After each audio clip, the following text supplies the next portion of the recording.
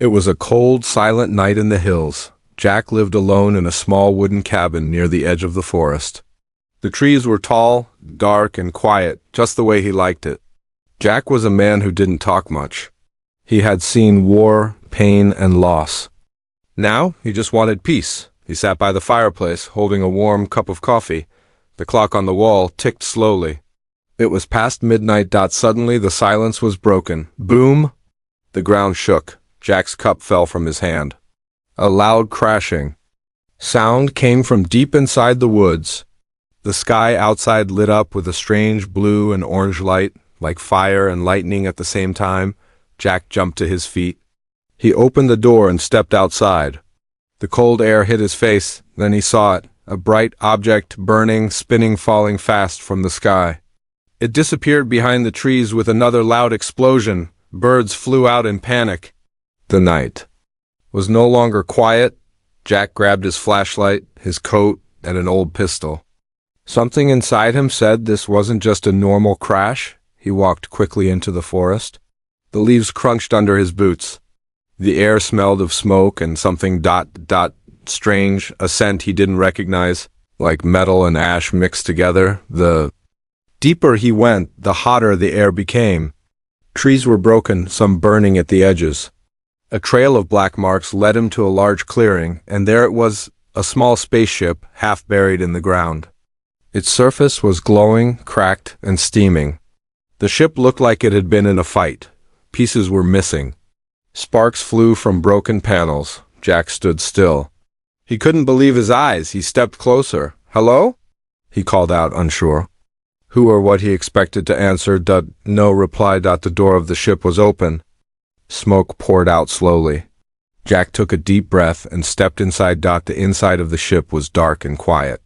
Strange lights blinked on the walls. Symbols that looked like they belonged to no human language glowed softly. Then he saw her, lying. On the floor was a woman, no, not quite human. Her skin had a light silver shine. Her hair was dark blue, like the deep ocean. She wore a tight, black suit torn at the side. Blood, if that's what it was, oozed from her leg. It shimmered. Like liquid light, she was breathing hard. Her eyes opened slowly. They were glowing faint purple. Jack knelt beside her. "Can you hear me?" he asked. The woman tried to speak. Her voice was weak, broken, but clear. "They're coming." Then she passed out. Jack looked around. The ship was dying. Sparks flew from the ceiling. A small flame started near the wall. Without thinking, Jack picked her up in his arms. She was light, too light, like she was hollow. He hurried out of the ship just as a loud crack behind him made the ship shake. He didn't look back. The walk back was difficult. He could feel her body growing colder. She needed help fast. But there was no hospital that would understand what she was. No police, no doctors. Only him. He reached his cabin, kicked the door open, and placed her gently on the couch. He wrapped her leg with clean cloth. Her eyes fluttered open again for a second. She reached out and grabbed his hand. Her touch was warm, despite her cold skin. In a whisper, she said, "Don't let them find me." Then she lost consciousness again. Jack sat beside her, confused, heart pounding. He looked at the strange blue liquid on his fingers. He had no idea who she was, where she came from, or who they were, but one thing was clear. She was afraid. Hurt, running from something. And now they were coming here. Outside, in the dark forest, something moved. A tall shadow, with glowing red eyes, stepped out from behind a tree. It watched the small cabin in the distance. It made no sound. Only the wind howled as the first hunter arrived. The wind outside Jack's cabin howled like a warning. Inside, the alien woman lay still on the couch. Her body glowed faintly under the dim light, her breath shallow and slow. Jack didn't know who she was, but something inside him told him she was in danger. Real danger. He had cleaned her wound, wrapped her leg, and placed a warm blanket over her. But there were still so many questions. Where was she from? Who shot her ship down? And what did she mean by, "They're coming"? Jack checked the lock on the door. Then he grabbed his old army rifle and stood by the window. Outside, the forest looked normal. But Jack knew better. Something was out there. Something watching. Hours passed. Just before dawn, the woman woke again. Her eyes opened slowly. They were brighter now, glowing soft violet in the darkness. She tried to sit up, but pain stopped her. Jack rushed over and gently helped her rest back down. "You're safe," he said. "At least for now." She looked at him, confused but calm. Then she spoke, her voice soft and strange. "You are not soldier?" Jack shook his head. "Not anymore." She closed her eyes. "I need water." Jack brought her a glass. She took it with shaking hands and drank slowly. Her fingers were long, her nails smooth like glass. She looked human, but not fully. "What's your name?" Jack asked. She paused. "Raya." "Okay, Raya," Jack said. "Who's after you?" Raya looked away. Her face darkened. "They are called the Varnook. They follow no law. No peace, only hunt, only kill." Jack frowned. "Why you?" "I ran," she whispered. "I saw what they did to other worlds. They burn everything. I was a scientist. I escaped. But they found me." Jack didn't speak. The room was quiet except for the crackling fire. Then she turned and looked straight at him. "They will come here. They will kill you. Just for helping me." Jack didn't blink. "Let them try," he said. Suddenly, the lights in the cabin flickered. The fire dimmed for a second, then burned bright again. Jack looked around. Something was wrong. Raya sat up, alarmed. "They're close." Before Jack could ask anything, a loud bang shook the cabin. The window cracked. The lights went out. Jack grabbed his rifle. "Stay here." He stepped outside into the cold morning air. The forest was silent. No birds. No wind. Then he saw it, a figure standing just beyond the tree line. Tall in black armor, glowing red. Eyes. Not human. The figure stepped forward. Jack raised his rifle. "One more step and I shoot." The thing didn't stop. Jack fired. The bullet hit the figure in the chest, but it didn't fall.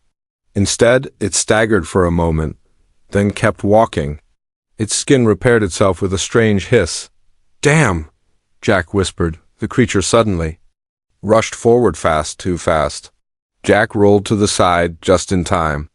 The thing smashed into the cabin wall, cracking the wood. Jack fired again, this time aiming at the legs. The creature fell, just for a second. That gave Jack enough time to grab an axe from the shed. When the thing lunged again, Jack swung hard. Crack. Its arm dropped to the ground, twitching. Sparks flew. The creature screamed a horrible metal-like sound and ran back into the trees. Jack stood there, breathing hard, heart racing. He turned and saw Raya at the doorway, holding onto the frame. "You should be resting," he said. "I had to see," she replied. Jack walked over and helped her inside. "What the hell was that?" he asked. "That was a scout," Raya said, her voice shaking. "They send one first, then more, then the final one." "How many more?" She looked up at him. "3, maybe 4. Then their leader." Jack sat down. He felt like he was back in a war zone. "We have maybe 2 days," Raya said quietly. Jack looked around his cabin. He had guns, traps, supplies. It wouldn't be enough, but he had no choice. "Then we fight," he said. Raya touched his arm gently. "You don't have to help me." Jack looked into her glowing eyes. "Yes, I do."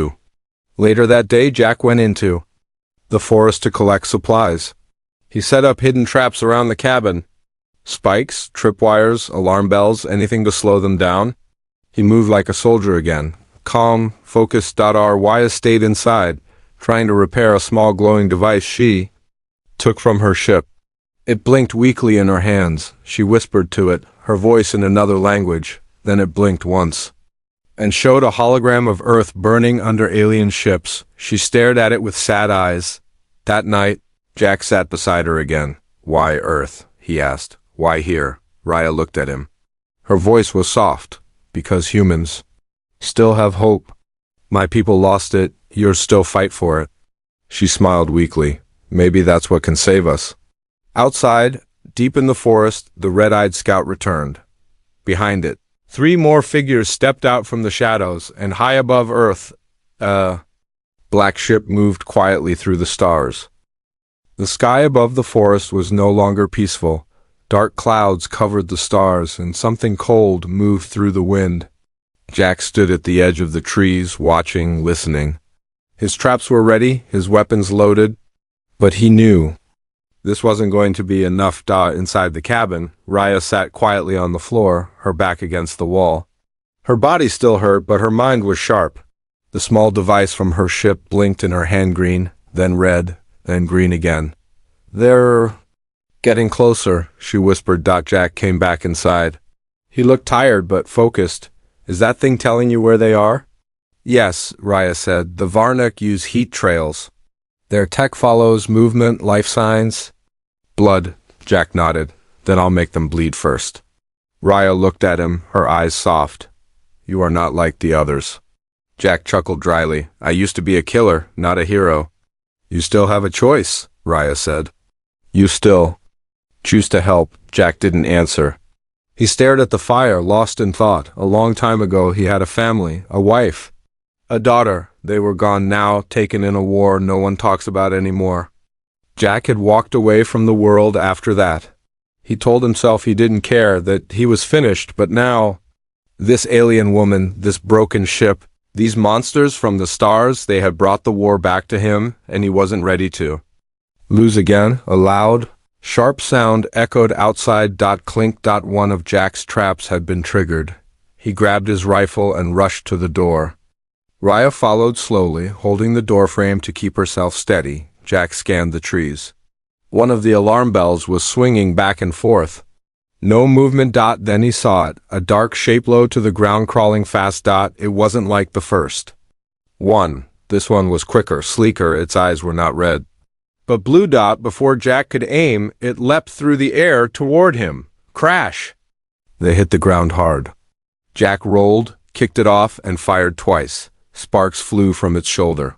The creature hissed and vanished into the trees. Jack stood up, breathing hard. "That was not a scout," Raya said from the door. "That was a hunter." Jack looked at her. "You said there were 3 more?" She nodded. "Yes, each stronger than the last." Later, inside the cabin, Raya opened a small panel in her wrist device.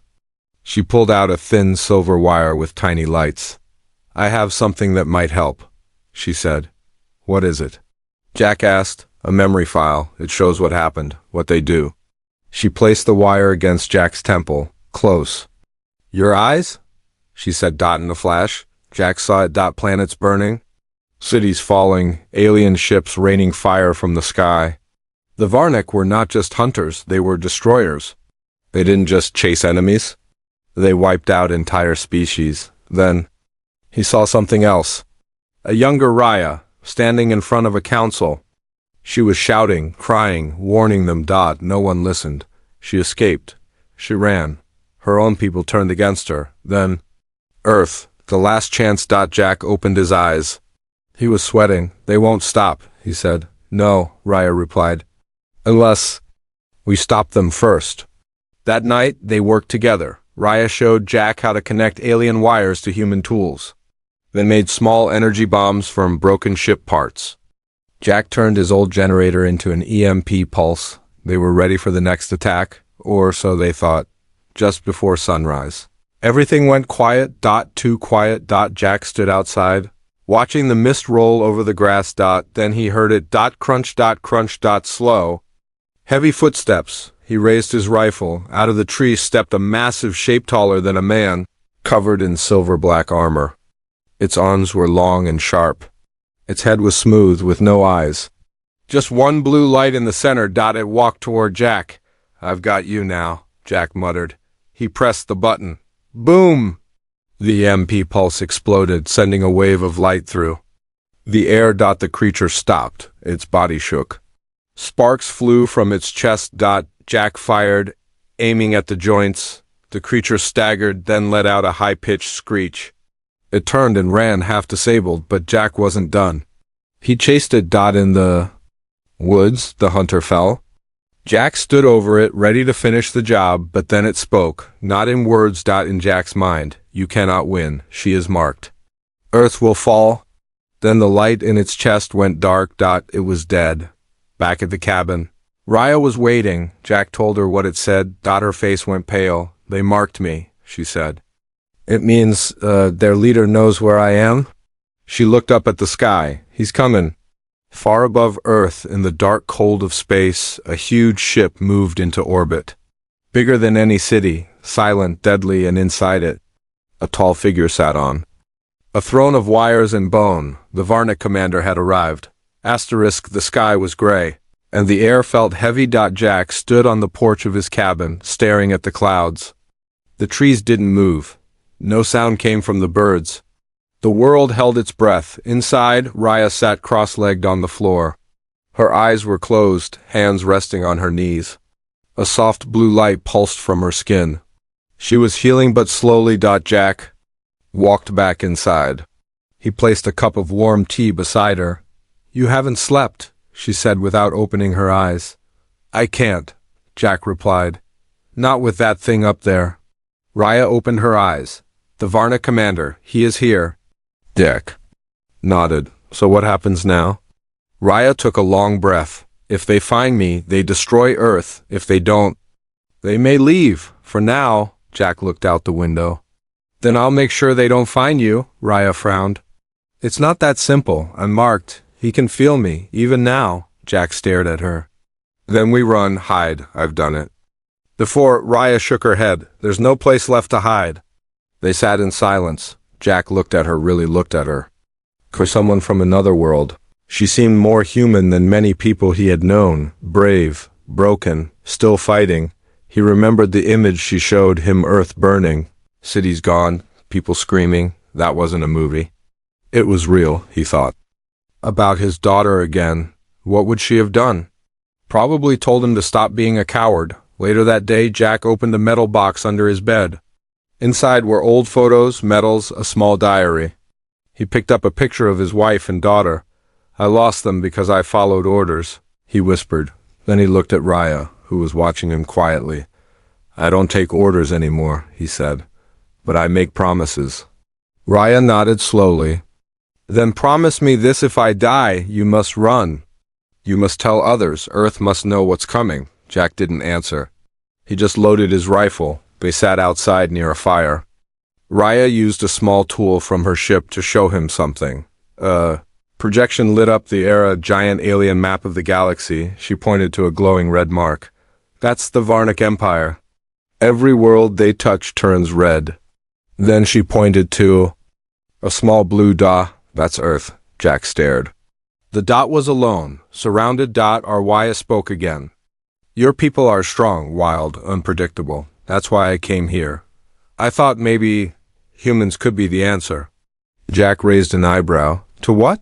To everything, she said quietly. Suddenly, the sky flashed red. The fire went out. The earth trembled. A deep hum filled the air, like 1,000 machines waking up. They found me, Raya said. Jack stood quickly. Get inside, now, she said. I have to show you something first. She reached into her suit and pulled out a silver object, shaped like a sphere with sharp edges. It floated in the air. What is it?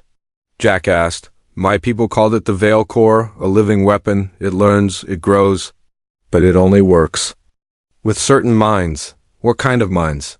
Human ones, she said. Jack stepped back. You want me to use it? You don't have to fight, she said, but if you choose to, this will help you survive. Jack looked at the glowing sphere. It hovered closer. He reached out. The moment his fingers touched it, light exploded from the center. Pain shot through his body. His vision blurred. His skin burned and healed at the same time. He fell to his knees. The sphere vanished into his chest. He gasped for air. Raya knelt beside him. I'm sorry. It had to bond with your system. What is it doing to me? Making you faster, stronger, for a short time? But it will burn out your body in 48 hours. Jack stared at her. You gave me a death clock. No, she said softly. I gave you a choice. The ground shook again. They could see lights. In the sky now bright, blue search beams sweeping across the forest. The Varnic were here. Raya stood and looked at Jack. I'll go. Let them take me. Maybe they'll spare this place. Jack shook his head. No. I won't let you die. For me, she said. Jack stepped forward. His voice was calm. Solid. You don't get to decide that, I do. He turned and grabbed his gear. You said humans still fight for hope. You were right, that's what we do. Even when we know we'll lose, Raya's eyes glistened. Then we fight together. That night, the cabin lights stayed off. The forest was full of shadows, and somewhere in the dark, a Varnic commander opened his red eyes. Earth was no longer just a place on the map. Now it was a threat. Jack stood in front of the mirror, shirt off, sweating, shaking. A faint blue light pulsed under his skin right over his heart. It moved like veins made of energy, glowing in waves, wrapping around his chest and arms. The Veil core was alive. Inside him now, he could feel it. Every heartbeat was stronger, every breath sharper. His muscles didn't hurt anymore. His cuts were gone. His mind felt clearer. But something wasn't right. His body wasn't used to this power. From the corner of the room, Raya watched quietly. It's adjusting to you, she said. Soon you'll move faster, react quicker. But the more you use it, the shorter your time becomes. How much time do I have left? Jack asked. Maybe 40 hours, she replied. After that, the core will break down your nervous system. You'll either die or forget who you are. Jack stared at the mirror again. His reflection no longer looked like the quiet man who lived alone in the woods. He looked like a soldier, or maybe something more dote outside. Clouds turned red. A deep hum filled the air again, machines moving above the trees. 3 enemy ships floated silently in the sky, glowing like fireflies from hell. They weren't attacking yet. Just watching. Waiting. They're studying us, Raya said. Me, and now you. Why not strike now? Because you're unpredictable. You've touched something they can't control. Jack looked at his glowing arm. Good, let them wonder. Raya showed Jack her remaining tools pieces from her ship that still worked. One was a light field generator, a device that could create a shield for a few seconds. Another was a signal jammer to block the enemy's radar. Jack worked fast. He attached them to his jacket, fixed the wiring with tape, screws, even parts from his old radio. Not pretty, he said, but it'll do. You're changing, Raya said. Even your voice. More focused. Jack nodded. The core is changing me. That night they moved into the forest. Jack could see through the dark now. His eyes glowed faintly. Just like Raya's, he could hear things he'd never heard before. A rabbit breathing under a bush. An engine miles away in the sky. They followed a trail, burnt ground, strange black marks in the dirt. The Varnic hunters had passed through here recently. Jack stopped near a broken tree. Trap here, he said. How? Do you know? I don't, Jack replied, but the core does. Raya looked at him. It's learning with you. Jack placed a mine near the roots. And then we better teach it fast. Suddenly, a noise, low, clicking like metal on stone. Jack turned just in time to see a figure leaping through the trees. Fast, like lightning. It landed on all fours. Another hunter, but this one was different. Its armor was smooth, black, and blue. Its body glowed with heat. Jack raised his rifle. Too slow. The creature rushed forward, claws out. Raya shouted, "Jump!"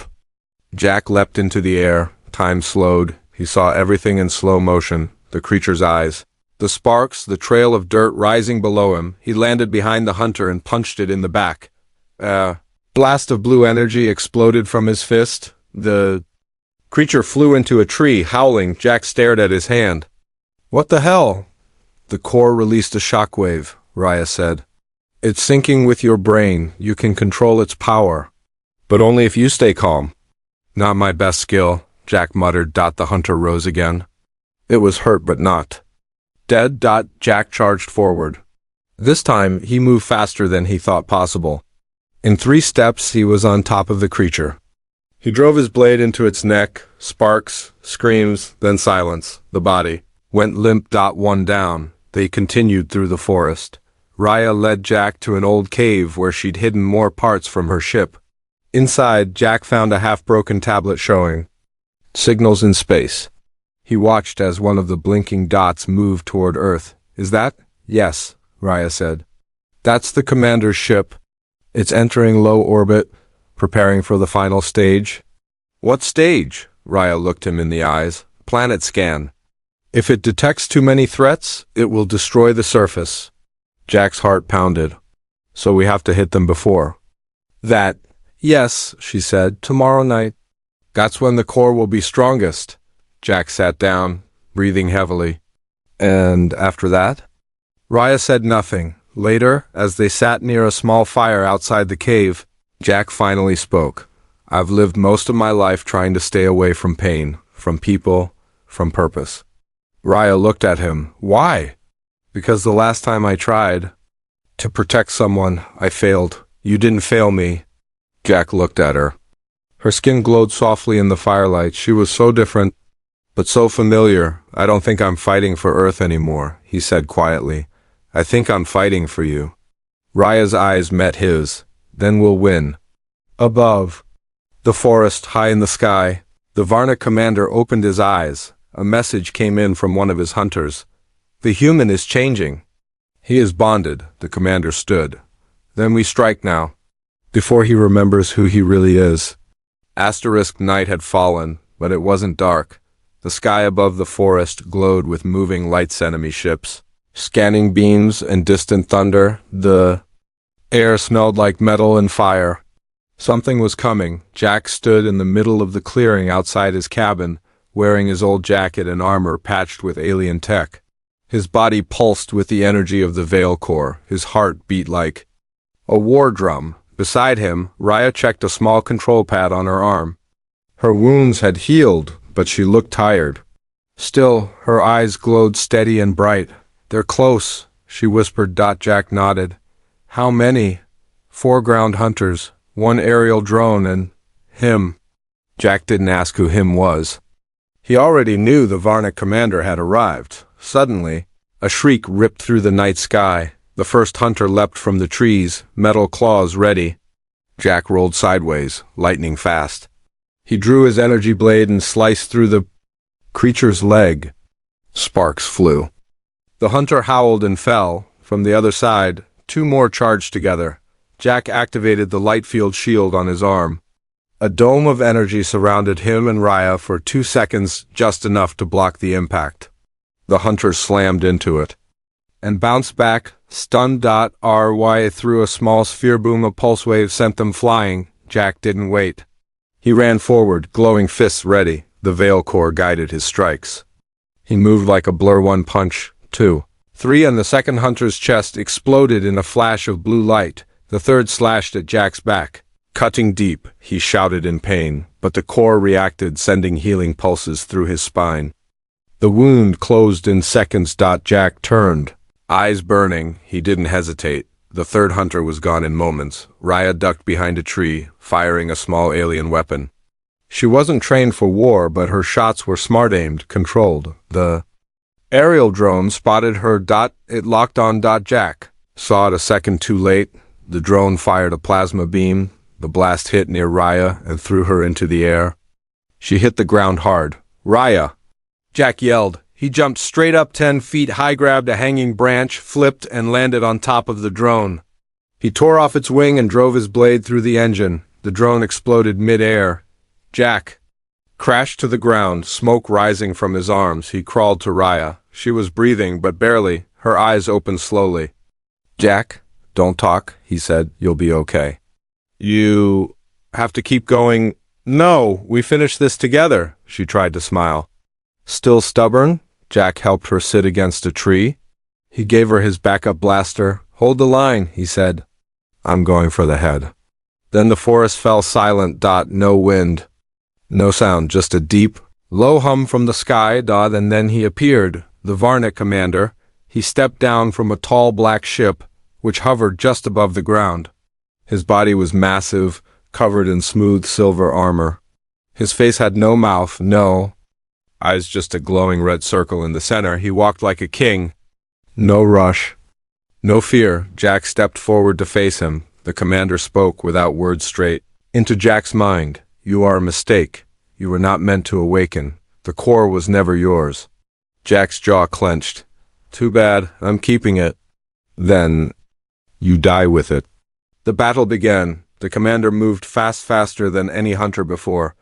Jack barely dodged the first strike. The alien's arm turned into a blade, and it sliced through a tree like paper. Jack punched forward core energy, blasting from his fist. The commander blocked with one hand and grabbed Jack by the throat. Jack gasped. The core pulsed. Time slowed again. He remembered his daughter, her laugh, her tiny hands, his wife's smile. The life he lost, not this time. Jack screamed and unleashed. A full energy burst from his body. A wave of blue light exploded outward, throwing the commander into the air. The forest shook. Jack dropped to his knees, coughing. His skin was cracked with glowing lines. His body was reaching the limit. The commander stood again. Damaged, armor broken, but still powerful. Jack charged one last time. They clashed fist against blade. Light against shadow. Then dash boom. Jack drove the Veil core's full power into the enemy's chest. The core screamed. Jack screamed. The commander exploded in a blast of white light that lit up the entire forest. Then everything went silent. Jack collapsed. He couldn't move. His vision faded. He saw the stars. Then darkness. Sometime later, he woke up, warmth on his face. Sunlight. Rya was beside him, crying and smiling at the same time. You came back, she whispered. Jack tried to speak, but his voice was weak. Did we win? She nodded. You stopped him. You saved Earth. Jack looked at the rising sun. I'm not dead. Almost, Rya said. But I used the last of my energy to stabilize you. The core is gone, but you're alive? Jack closed his eyes, smiling. For once, that's enough. Above them, far in orbit, the broken enemy ship drifted without power. A signal escaped. One final message. Earth is not defenseless. Morning broke over the forest. The air was still, quiet, and heavy with smoke. Trees stood scorched, leaves fallen like ashes. Birds returned slowly, singing as if the nightmare had passed. It had. The war, small but deadly, was over. Jack lay on the grass near the edge of the woods. His body hurt with every breath. His veins no longer glowed. The Veil core inside him had burned out, leaving him human again, weak, scarred, but alive. And so was Earth. Rya sat beside him, her knees pulled close, eyes fixed on the sunrise. Her silver-blue skin shimmered faintly in the light, though her glow had dimmed. She looked older now, not in years, but in weight. She had given everything to keep Jack alive. And in doing so, she had changed him and herself. Jack opened his eyes slowly. You're still here, he whispered. Rya smiled gently. I told you, we finished this together. He looked at her, eyes tired but kind. Is it really over? Rya nodded. For now. The Varnic ship crashed into the ocean. The signal was cut off. No more drones. No more scouts. Jack took a deep breath. So we won. Rya looked at the sky. No, she said. We survived. That's the first victory. The real war is just beginning. Later that day, Jack sat on the porch of his half-burned cabin. He sipped warm coffee, hand trembling slightly.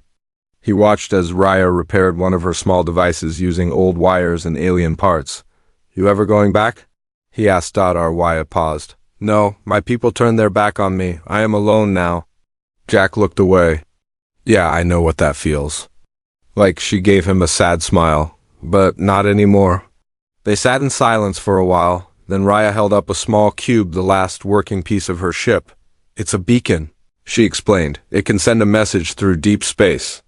One message only. What are you going to say? Jack asked. She looked thoughtful. I don't know yet.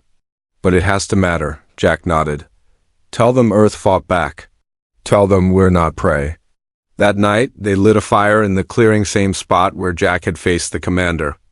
The stars above were bright again, no longer blocked by ships or smoke. Rya held the beacon in her hand. She pressed a button. A soft hum began to rise. A blue light floated above the device, spinning, forming symbols. Rya stood tall.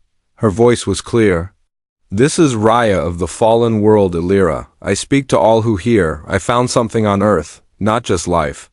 Not just, fire. I found something the Varnic fear. Resistance. One human stood against them, with nothing but courage and pain. He was not trained. He was not chosen. He simply refused to lose. Earth is not to be hunted, not to be conquered. If you plan war, Come ready. If you seek peace, come open-handed. Humanity is awake now. We are not alone, and we are not afraid. The message ended. The beacon rose into the air like a star and shot into the sky, vanishing into the stars. The next day, Jack woke to the sound of birds again. He stepped outside and looked around. Raya was fixing a broken solar panel. She turned and smiled. This, your new home? He asked. I guess it is, she said.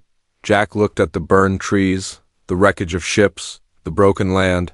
We've got work to do, he said. She nodded. Let's begin. Weeks passed. Together they repaired what they could, cleared wreckage, replanted trees, buried the dead hunters deep underground. They trained. Jack's body was healing slowly.